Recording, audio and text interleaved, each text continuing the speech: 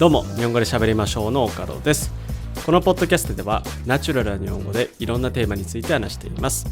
すべてのエピソードの振り仮名と英語訳、重要単語リスト付きのスクリプトをパトレオンで公開もしています。お刺身のように新鮮で生の日本語を学びたい人はぜひ最後まで聞いていってください。よろしくお願いします。今日は失礼になりかねない言葉について話したいと思います。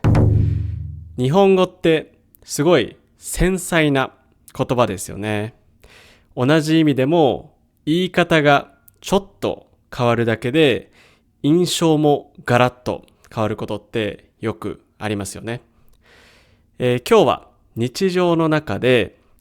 ついうっかり使ってしまいがちな、でも相手によっては失礼になってしまうかもしれないような表現についていくつか例を挙げながら話していきたいと思います。まず最初の例は女という言い方です。例えば女は感情的だからさとか、女って細かいよねみたいな言い方、皆さん聞いたことありますか？これ言ってる本人にはあまり悪気がなくても、受け取る側、聞いている人にとってはちょっと不快に感じることがあります。特に、女っていう言葉は、文脈とか、言い方とかによってはちょっと乱暴で、なんか上から目線な印象を与えてしまうんです。特にね、女性の人がね、自分のことを女っていうパターンも結構あって、それだったらまだ気にならない人もいるんじゃないかなと思いますけど、男性が女っていう場合、これは、より上から目線に聞こえる可能性が高いので、特に男性の人は気をつけたい言い方ですよね。僕もね、話してるとき、僕も友達と話してるとき、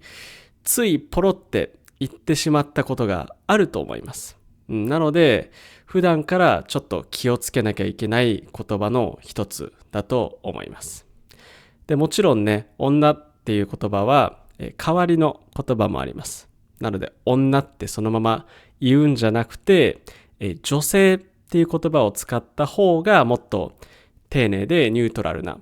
表現になります。もちろんね、男の人のことも男って呼ばないで男性って言った方が丁寧ですけど、特にこの女っていう言葉には気をつけたいですね。次の例はおばさんとおじさんです。これも日本語を勉強している皆さんならもちろん聞いたことがある言葉ですよね。で、これちょっと不思議なんですよ。なんで不思議かっていうと、おじさんっていうのは結構冗談っぽく言って許される場合が多いんです。でも女性におばさんっていう場合は結構失礼に聞こえることが多いんです。僕も時々自分のことを冗談でおじさんって言ったりするんですよね。というかもう僕は30歳なので、冗談というよりおじさんっていうのが事実なんだと思うんですけど、結構僕も話してて自分のこともそうですし、友達のこととか、知らないおじさんを見た時も、この人はおじさんだとか結構普通に使う言葉ではありますね。でも例えば街中で子供が知らない女性におばさんって声をかけた時、ちょっとなんか気まずい空気になるのを僕は見たことがあります。多分皆さんも見たことあるかもしれませんね。で、自分のことをおばさんっていう女性も時々いるんですよ。ただこれ気をつけたいのは、自分で自分のことをおばさんっていうのはいいんだけど、人に言われるのはちょっと嫌だなっていう人も中にはいると思います。なのでその人が自分のことをおばさんと言っているからって、あなたもおばさんって言ったらちょっと気持ちが良くないかもしれないので気をつけたいですね。で、ちょっとおばさんと呼んでいいのかどうなのか年齢が微妙だなって時もちろんありますよね。そういう時は絶対におばさんって言わない方がいいです。その代わりにお姉さんって言った方が無難です。もちろんね、例えばもう完全なおばあちゃん、80歳ぐらいのおばあちゃんにお姉さんって言ったら、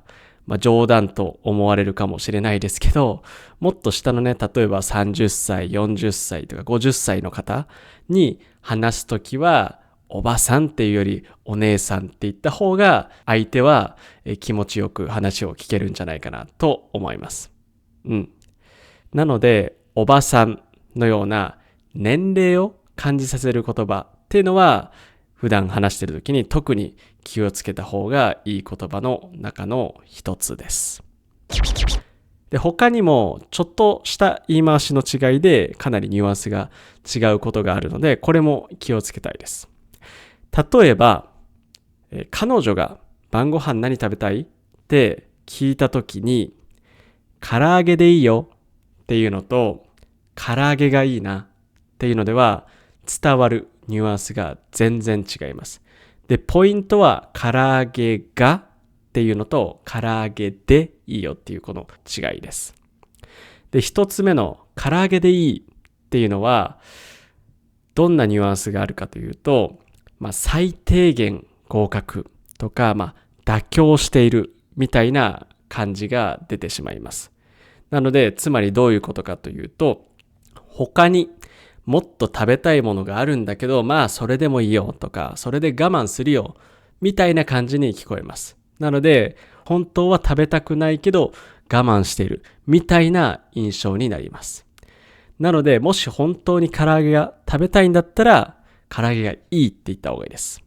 唐揚げがいいって言ったら、唐揚げが一番食べたいとか、唐揚げがすごい食べたいなみたいな、この前向きな感じ、ポジティブな感じがすごく伝わります。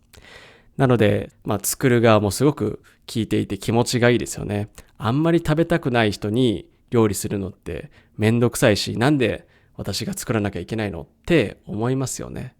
なので、本当に一つの一文字の違いなんですけど、伝わり方は全然違うんですね。これも失礼になりかねないので、皆さん気をつけたい言葉ですね。で、こういう細かい表現の違いって意識しないとつい使っちゃいますよね。僕も普段意識しないで、例えば友達とお酒飲みながら話してる時とか、ちょっとうっかり言っちゃうこともあります。でも、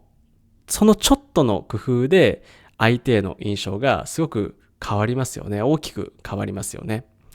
で、もちろんね、日本語を話す上で完璧を目指す必要はないと思います。完璧に話すっていうのはすごい難しいと思います。でも、この話すときにこの言葉、相手にとってどう聞こえるのかなって少し立ち止まって考えることで、より丁寧で思いやりのあるコミュニケーションができるんじゃないかなと思います。なので皆さんも